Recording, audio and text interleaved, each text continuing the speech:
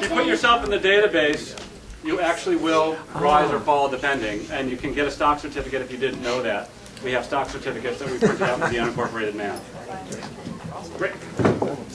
And then the doctor was holding up. Okay, everyone, so I want to just welcome you all to tonight's event. My name is William Brown. I have been running around here tonight, but I want to introduce myself to you all. I'm the events manager here for Barnes & Noble. Marcy Bernia in the very back is actually entering in all the information for your stock certificate. So if you have not seen her yet, please go ahead and do so and give her your questionnaire. We can enter that in for you and get your certificate before you go. Okay, so we want to welcome Donnie and Eitan with us tonight.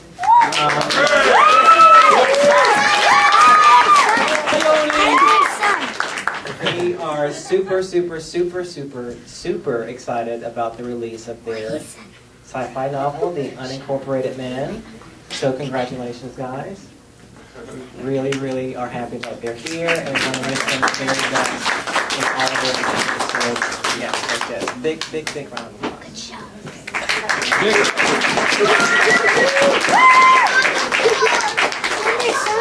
So, without further ado, let me introduce to you Mr. Eitan and Dominique Collins.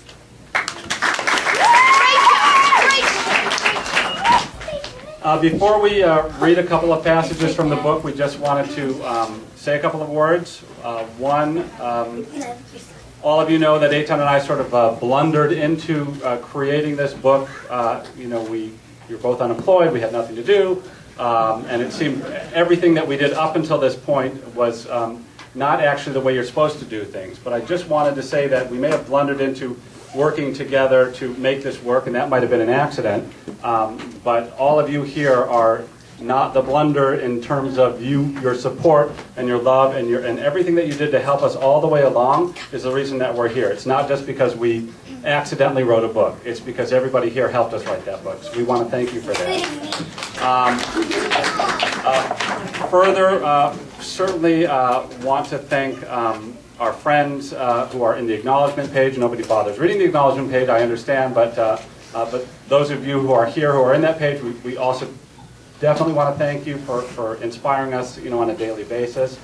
I want to thank my wife and my children for putting up with me. I mean, there's a great cartoon that says it was for better or for worse, where the wife, the husband gets a book deal, and he says, I really want to thank you, and she said, what did she say for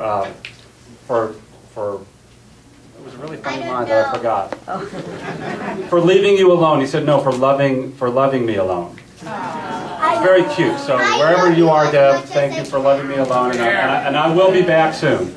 And of course, for my parents, without who's bringing me from the primordial spirit of the universe into this corporeal being, none of this would have ever happened. And of course, all the flights and the love and the acknowledgement, and the knowledge, and a house filled with books and great conversation growing up. Thank you so much for allowing us to get here. And then finally, not in the book, and I promise there will be no mentions about Kiddush Club and and all sorts of stuff afterwards. But not mentioned in the book is my brother, who I want to thank for allowing me to take his beautiful worlds and help build upon them and make these incredible stories. Because this story wouldn't be here without the beautiful worlds inside of his head.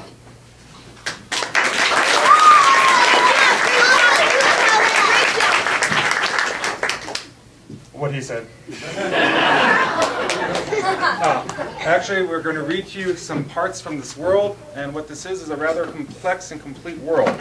One of the difficulties we had with this world is, what is poverty in a world where essentially they have unlimited power, unlimited food, and nanites that can cure most any illness, and even a janitor earning 25% of his salary lives in a home that a neurosurgeon today would envy. So how do you understand poverty? How do you get a hold of poverty? What would poverty be like in a world like this? And we found a rather interesting side door into explaining it. So build up the scene. The scene is one that everybody here can understand, one that I'm sure many people, at least over the age of 21, has, officially anyone over the age of 21, has, and for my nephew, you'd better be over the age of 21, has actually been in. You've got a friend who is dead drunk at a bar, and you have to go and get him and bring him home. And this is the scene where our hero actually ends up in the very common everyday task of going to bail his friend out before he gets into a lot of trouble. Does this one work? Oh yeah, that does work. No.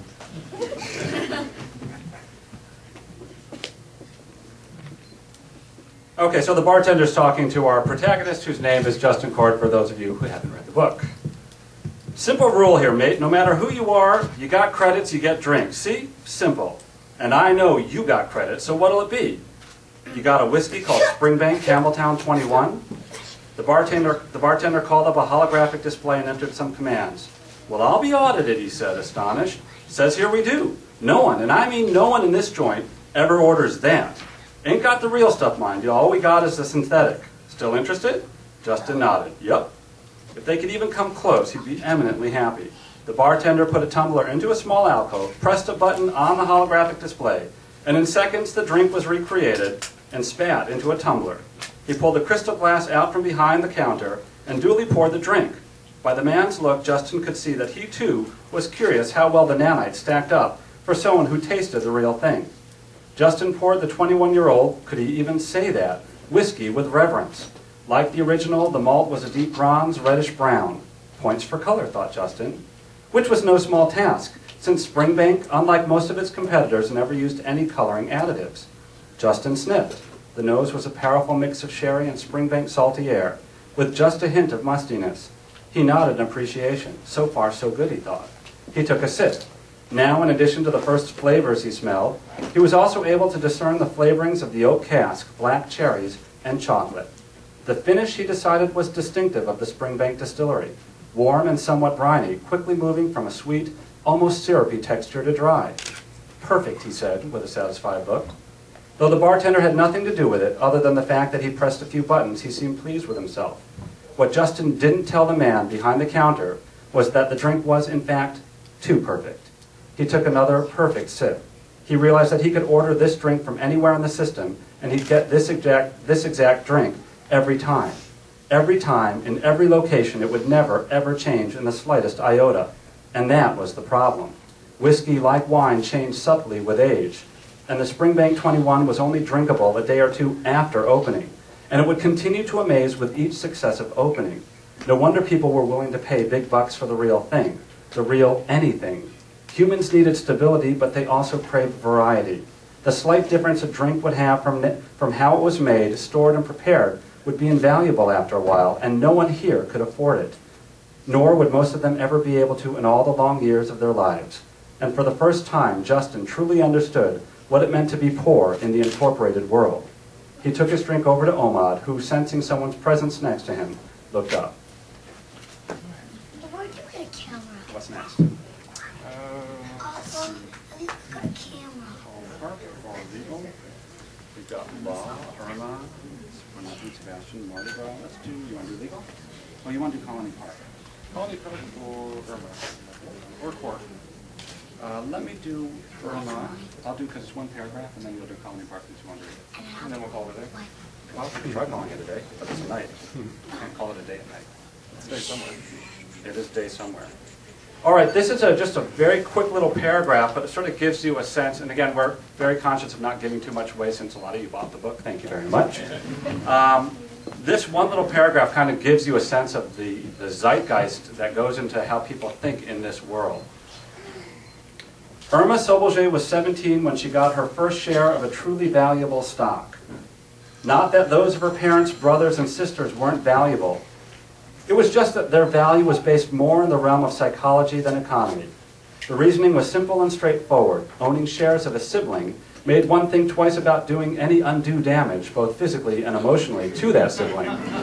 In fact, Irma was convinced that had she not gotten shares of her baby brother early on, the little bastard wouldn't have made it to puberty. And given how well not only her family, but most families in general performed, she considered it borderline miraculous how anyone at all had managed to survive and function before the incorporation movement. She rightly felt that the gaining of her first ever shares was an indelible rite of passage, up there in importance with the loss of her virginity, a good memory, or a field trip to the Museum of Virtual Reality, a horrifying one. For Irma, gaining those shares was the start of a process that connected her to society more intimately and securely than anyone